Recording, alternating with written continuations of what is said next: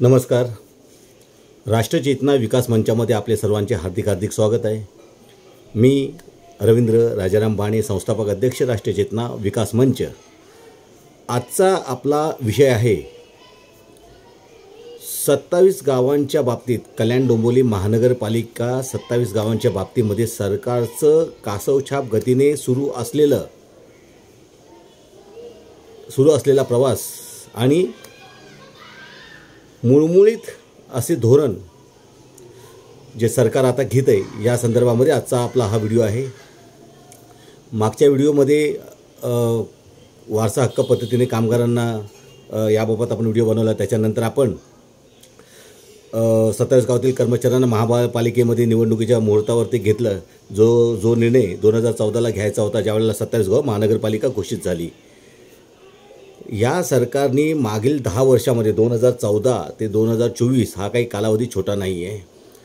27 गावांच्या बाबतीमध्ये सरकारचं जे काही मुळमुळीत धोरण आहे, या मुळमुळीत धोरणामध्ये स्पष्ट असं दिसून येतं की सरकारला काहीही कल्याण डोंबिवली 27 गावांचा विकास करायचा नाही आहे.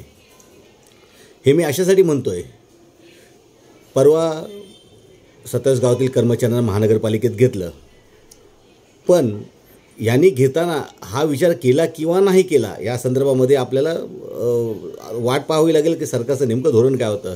आजपर्यंत 2014ला ज्यावेळेला महापालिका घोषित झाली, त्यानंतर नगरपालिका की महानगरपालिका या संदर्भामध्ये वाद निर्माण झाले होते, परंतु सरकारचं स्पेसिफिक धोरण काही समोर येत नव्हतं. आज एका अर्थाने का होईना कामगारांना, 27 गावातील कर्मचाऱ्यांना जे लटकवत ठेवलं होतं 10 वर्ष, त्यांना शेवट निवडणुकी तोंडावर ज्यावेळेला त्यांनी आंदोलन केलं, महानगर सफाई कामगार सेनेच्या वतीने जे काही आंदोलन करण्यात आलं, प्रचंड असं आंदोलन करण्यात आलं, त्याच्यासमोर सरकारने कुठेतरी असं दाखवलं की आम्ही कामगारांच्या बाजूने आहोत आणि सरकारने 27 गावातील कर्मचाऱ्यांना महानगरपालिकेमध्ये समाविष्ट करून घेतलं. आता मुद्दा असा उपस्थित होतो की जर 27 गावातील कर्मचाऱ्यांना आज जर तुम्ही 10 वर्षानंतर न्याय देताना जर त्यांना महानगरपालिकेमध्ये समाविष्ट केलं, याचा अर्थ असा होतो की ते आता याच्यापुढे महानगरपालिकेमध्येच राहणार.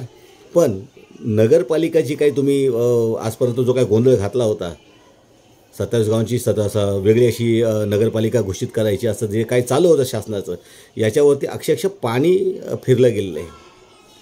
हे अशासाठी की 27 गावांचा विकास ज्या पद्धतीने आता होतो आहे, जसं पालावा सिटी, त्याच्यानंतर मेट्रो प्रकल्प आता आलेला आहे, पनवेलपर्यंत असा हा प्रवास मेट्रोने हे केलेला आहे. येत्या 3-4 वर्षामध्ये लोकसंख्यासुद्धा प्रचंड प्रमाणामध्ये वाढणार आहे, यात काही शंका नाही. कारण ज्या पद्धतीमध्ये पालावा सिटी 2 असेल किंवा आणखीन डेव्हलपमेंट असेल, ज्या पद्धतीने होतं आहे त्या पद्धतीने प्रचंड प्रमाणामध्ये लोकसंख्याही वाढणार. आणि लोकसंख्येच्या हिशोबाने जर पाहिलं तर या तर 27 गावांची स्वतंत्र महानगरपालिका होऊ शकते. या कल्याण डोंबिवली एकच महापालिका पण 2 स्वतंत्र आयुक्त, अशा पद्धतीने जर वर्गीकरण करून विस्तार वाढवला तर 27 गावांचा विकास होणे शक्य आहे.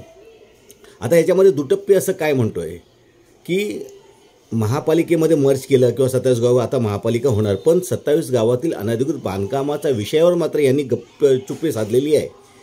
ती का साधलेली आहे? ज्या मालमत्तांचं, जे अनधिकृत बांधकामांचं रजिस्ट्रेशन झालेलं नाही, ते रजिस्ट्रेशन सुरू न करता त्या मालमत्तांना, ज्या अनधिकृत मालमत्तांना चुकीच्या पद्धतीने टॅक्स आकारण्यात आता सुरुवात झालेली आहे. टॅक्स लावून देत आहे पण रजिस्ट्रेशन सुरू नाही करायचे, म्हणजे शासनाचा महसूल करोडो रुपयाचा बुडवायचा. टॅक्स लावून काय होणार? त्यांनी काय प्रश्न सुटणार आहेत का? सरकारला असं वाटतं आहे का? स्पेसिफिक संपूर्ण कल्याण डोंबिवलीचा जो विधायक प्रश्न आहे तो आहे अनधिकृत बांधकामं आणि प्रचंड झालेली फसवणूक. परंतु सरकारने ज्यांची फसवणूक झाली त्यांना दिलासा देणं सोडून अनधिकृत बांधकाम सम्राटांना दिलासा देण्यासाठी तातडीने पावलं उचलली की त्यांनी गरजेपोटी बांधकामं केलेली आहेत की बाबा गरीब झाले होते बिल्डर लॉबी, आणि त्यांनी आपल्या पोटाची क्षमता भागवण्यासाठी अशा पद्धतीची अनधिकृत बांधकामं बेकायदेशीर केली. त्यात अनेक गरीब शासनाचे, प्रशासनाचे ते श्रीमंत झाले असतील. संपूर्ण कल्याण डोंबिवली ही अलिबाबा 40 चोरांची गुहा यासाठी म्हटली जाते की इथे कायद्याने काहीही होत नाही.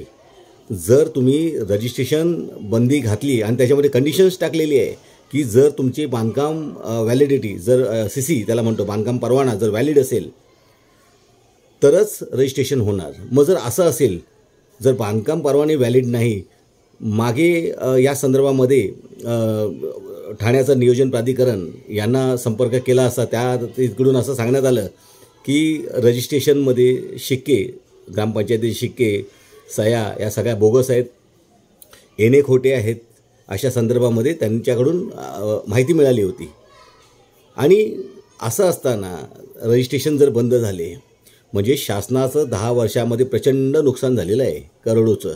पण सरकार काय करतं आहे, अनधिकृत बांधकामाचा अल्टिमेटम धोरण जाहीर करून एक स्पेसिफिक डेट, जसं 2017च्या आतील अनधिकृत बांधकामांना 3% प्रशमित शुल्क आकारून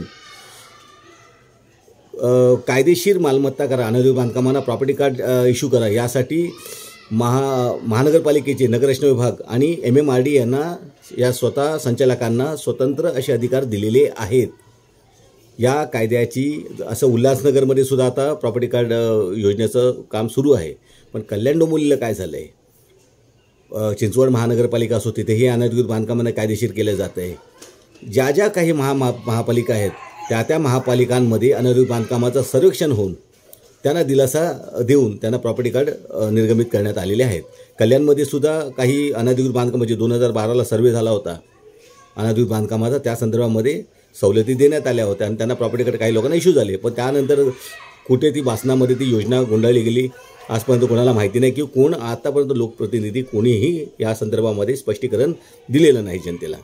आज कल्याणमध्ये वीज नाही, पाणी पुरवठा व्यवस्थित होत नाही, पावसाळ्यातसुद्धा काही ठिकाणी एक दिवस आड करून पाणी येतं आहे.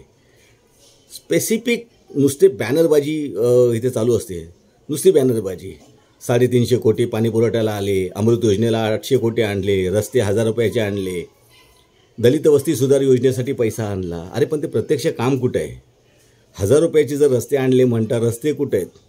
आज नवी मुंबई घ्या, नवी मुंबईमध्ये पहिली गटारं बनतात, RCC गटारं बनतात, मग रस्ता बनतो. इथे रस्ता बनतो ते सुद्धा निकृष्ट दर्जाचे, त्यामध्ये भुसा वापरला जातो आणि गटाराचा तर पत्ताच नसतो. गटाराचं पाणी निचरा न झाल्यामुळे ते रस्त्यावरून वाहते. मग लोकांनी कुठे जायचं? फुटपाथ नाही, फेरीवाल्यांनी पूर्ण रस्ते जाम करून टाकलेले आहेत. अक्षरशः मासळी बाजार, कल्याण डोंबिवली म्हणजे मासळी बाजार. आणि आमच्या जिल्ह्याचे सर्वेसर्वा पालक त्यांच्याबाबत जर त्यांनी जर ह्या संदर्भामध्ये जर स्पष्टीकरण दिलं असतं, त्याने आता दिलासा देताना असं म्हटलं की 9 वर्ष आम्ही टॅक्समध्ये दिलासा देतो आहोत. अरे पण त्याची जरूरत काय आहे? यापेक्षा तुम्ही सरसकट धोरण जाहीर करा. ते यासाठी म्हणतो आहे की आज दिनांक समजा 2024 सुरू आहे, तर आज तारखेपासून एकही अनधिकृत बांधकाम झाल्यास याला अशी भरीव अशी सजा कायद्यामध्ये तरतूद करावी. स्थानिक नगरसेवकांसुद्धा दोषारोप ठरले पाहिजेत. कारण जर विकास झाला तर ती जबाबदारी असते लोकप्रतिनिधींची, आणि अनधिकृत बांधकाम किंवा बसबसपुरी निर्माण झाली तर प्रशासनावर दोष द्यायचा. प्रशासन आणि शासन हे दोन्हीही एका नाण्याची दोन्ही बाजू आहेत, एका नाण्याची 2 बाजू आहेत, शासन प्रशासन. मग असं असताना एकावर जबाबदारी का ढकलायची? सर्वांवर करा. आणि मुद्दा असा आहे आजच्या व्हिडिओचा की विकास करायचा असेल तर स्पेसिफिक धोरणात्मक निर्णय करा, अल्टिमेटम डेट जाहीर करा. या तारखेच्या आतील सर्व अनधिकृत बांधकामं 3% प्रशमित शुल्क आकारून कायदेशीर करण्यात यावीत. ज्या अनधिकृत बांधकाम सम्राटांच्या नावावरती 7/12 किंवा जे काही असेल 7/12 वगैरे, तर अशा जमिनी सरसकट लिगलाइज करून कुठल्याही बाधा निर्माण न करता 3% प्रशमित शुल्क आकारण्याचं जे काही आहे ते तिथे लागू करण्यात यावं. आज तिथे काय होतं आहे की तिथे 80-100 घरांपैकी काही घरं विकली गेलेली आहेत, काहींचे रजिस्ट्रेशन झाले आहेत, काही लोकांना नोटरीच्या आधारावरती थोपवण्यात आलेलं आहे, काही घरं भाड्याने दिलेली आहेत, काही पगडी सिस्टमने दिलेले आहेत. मग असं असताना निर्णय कसा होणार स्पेसिफिक? आणि ह्या बजबजपुरीचं जर चांगल्या अशा आदर्श अशा शहरामध्ये निर्माण करायचं असेल मग स्पेसिफिक धोरण काय? फक्त नोटिसी बजावल्या बिल्डरांना, पोलीस कारवाईच्या नोटिसा बजावल्यानंतर म्हणतात गरजेपोटी बांधकामं केली, म्हणजे आरोप तुमचेच. आरोप सरकारनेच करायचे, सरकारनेच दिलासा द्यायचा ऐन निवडणुकीच्या तोंडावर. मग ह्याच्या मागे काय समजायचं? काय काय असं ऑन टेबल काय घडामोडी घडल्या किंवा अंडर टेबल काय घडामोडी घडल्या की अचानक सरकारला उभाळे फुटले की दिलासा देऊन की बाबा त्यांनी गरजेपोटी अनधिकृत बांधकामं केली. मग ज्या नागरिकांनी आपल्या आयुष्यभराची पुंजी त्या अनधिकृत बांधकामामध्ये गुंतवलेली आहे त्यांना कुठेतरी दिलासा द्या ना. रजिस्ट्रेशन सुरू करून जर तुम्ही टॅक्स लावून देऊ शकता, अनधिकृत बांधकामाचा टॅक्स लावून देऊ शकता ज्यांचे रजिस्ट्रेशन झाले नाही. जर रजिस्ट्रेशन झालेलं नाही, कायदेशीर सर्व प्रक्रिया पूर्ण झालेल्या नाहीत, मग तुम्ही टॅक्स कसा लावताय? कोणत्या नियमानुसार लावताय? शासनाची ही अक्षरशः बदमाशी आहे. हे लोकांना माहीत आहे की नाही? काही लोकांना माहीत असेल, काही अभ्यासू आहेत, बरेच लोक आहेत अभ्यासू, पण ज्यांना माहिती नाही त्यांचं काय? सामान्य लोकांना आपला नोकरी आणि आपला परिवार एवढंच माहिती असतो आणि सरकार याचा कुठेतरी दुरुपयोग करते असं स्पष्ट आरोप आहे. कारण स्पेसिफिक धोरण करणं सरकारला सहज शक्य आहे, परंतु ते केलं नाही. ऐन मुवमेंटला पोलीस कारवाईच्या धमक्या द्यायच्या, नंतर कुठेतरी निवडणुकीच्या मुहूर्तावरती दिलासा द्यायचा की त्यांनी गरजेपोटी बांधले. जनतेसाठी काय? सरकार जनतेसाठी आहे का बजबजपुरी निर्माण करणाऱ्या लोकांसाठी सरकार आपलं काम करतं आहे? आणि जनता टॅक्स देते आणि टॅक्समधून त्यांची पोटं भरत आहेत. म्हणजे इकडून जनतेचा टॅक्स घ्यायचा, तिकडून आपल्या जे जे काय आहेत जसे पोतळ्या भरता येतील तशा भरून घ्यायच्या. म्हणायचं काय की कुणाचा विकास होतो आहे? 27 गावांचा विकास तोपर्यंत शक्य नाही. नामांतरण करून नगरपालिका, महानगरपालिका का आणखीन काही हे करून विकासाचा प्रश्न सुटत नसतो. विकास हा 50 वर्ष समोर दृष्टिकोन ठेवून केला जातो. हे एवढा अभ्यासपूर्ण बोलतोय त्याला कारण आहे. हे सगळ्या सिस्टमशी याचा मी सिस्टममधून पूर्णपणे अभ्यास करूनच या सगळ्या गोष्टीचा मी खुलासा करतो आहे. सरकारला सहज शक्य आहे पण त्यांना करायचं नाही. आणि सर्व जर प्रश्न संपले तर मग जे काही एक्स्ट्रा त्याला बोलतो आपण अमृत योजना, मग अमृत कुठून येणार? योजना तर ह्यांच्या असतात, अमृत कुठून आणायचं? मग अमृत हे अशा पद्धतीने आणायचं की बजबजपुरी निर्माण झाली तिथेच अमृत असतं. मग विषयाला सुद्धा ते अमृत समजत असतील. विकास आपल्या आपल्या मुलांचा, आपल्या सुनांचा, आपल्या परिवाराचा, आपल्या खानदानीचा. जनतेचं काय? लाडकी बहीण योजना आणली, एकीकडे अल्कोहोलच्या माध्यमातून वाईनमध्ये 10 रुपये वाढ केली, म्हणजे इथून बहिणीला द्यायचं, तिकडून दाजीचा केसा कापायचा. काय चालवलं आहे? झिंगाट कारभार सुरू आहे. कायदा सुव्यवस्थासुद्धा बोजवारा उडालेला आहे. कुठेही कसलंही ताळमेळ नाही.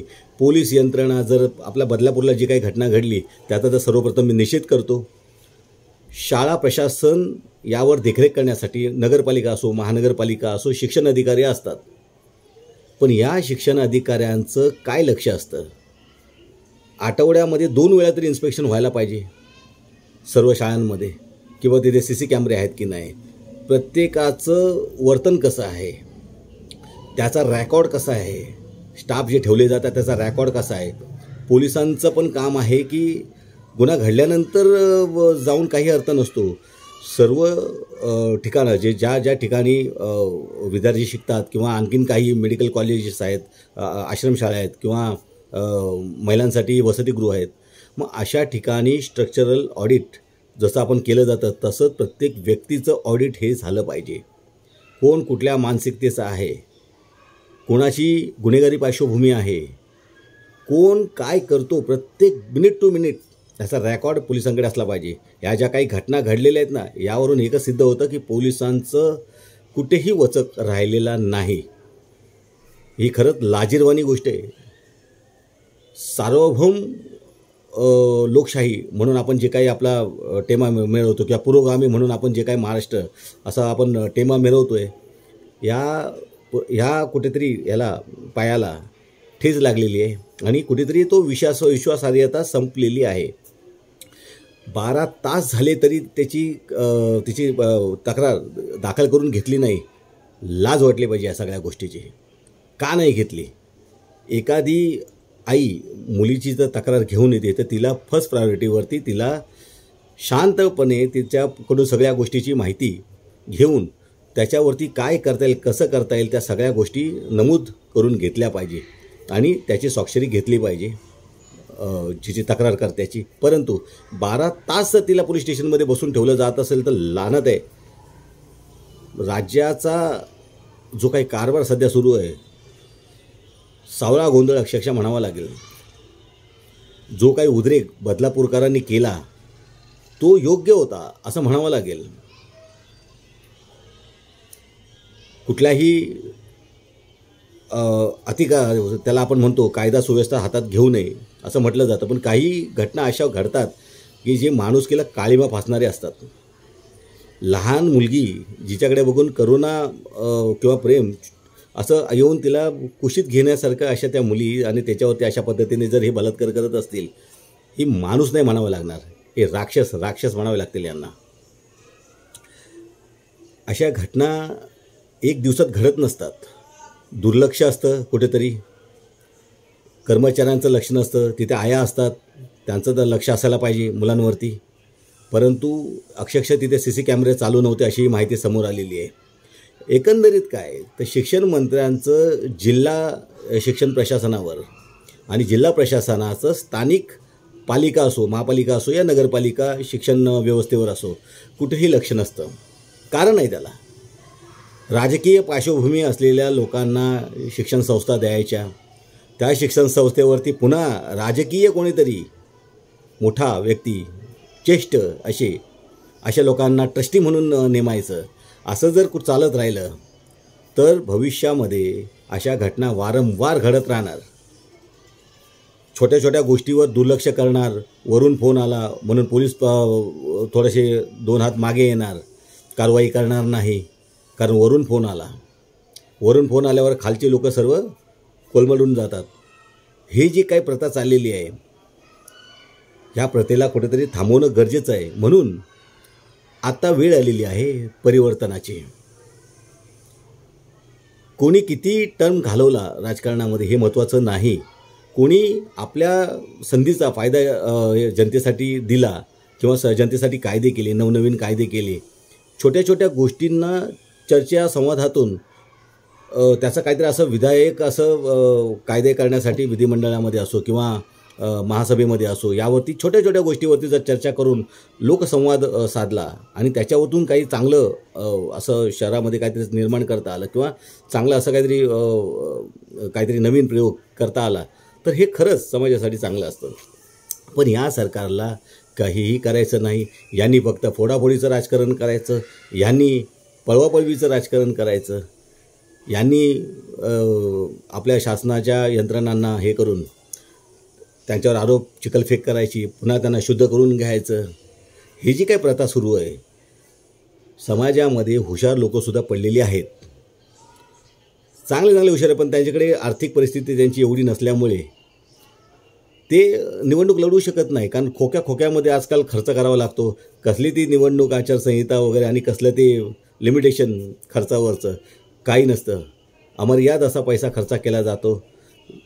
जिथे पैसा तिथे सत्ता, हे असं समीकरण झाल्यानंतर लोकशाही कुठं राहणार आहे? लोकशाही कधीच संपलेली आहे. वैचारिक गुलाम झालेले आहेत लोक आणि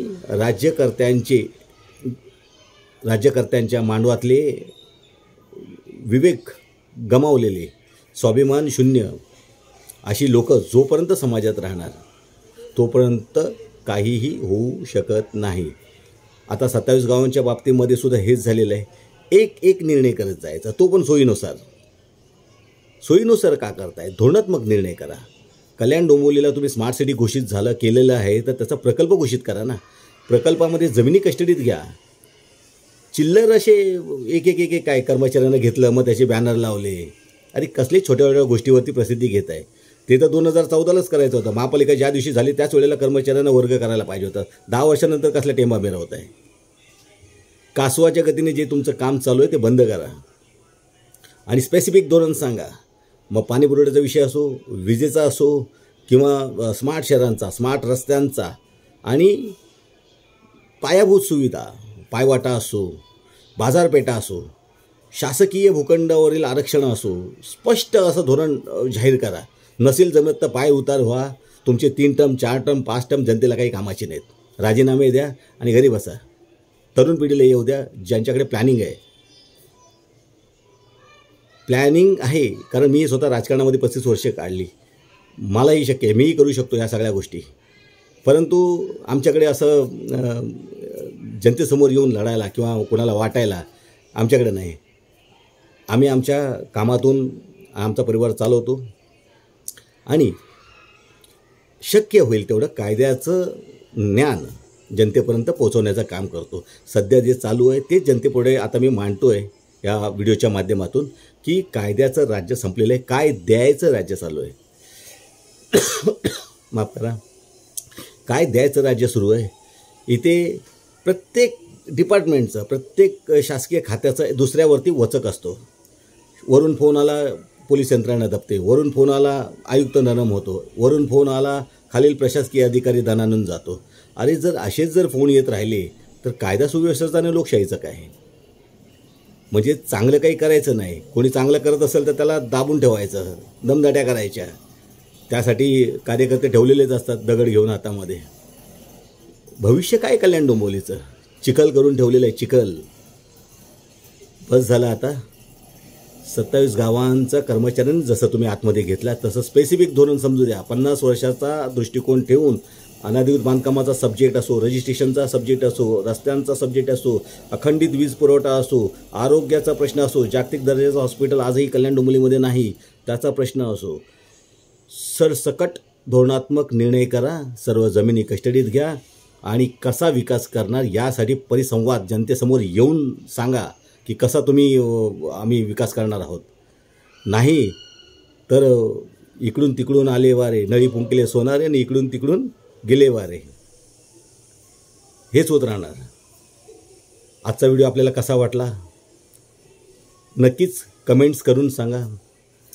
चॅनल आवडल्यास लाईक करा, सबस्क्राईब करायला मात्र विसरू नका, कारण आपण सबस्क्राईब केल्यानंतर आम्हाला नवनवीन व्हिडिओ बनवण्याचं बळ येतं. तर आठवणीने सबस्क्राईब करा. धन्यवाद. इथेच थांबतो. जय हिंद, जय महाराष्ट्र, जय भारत.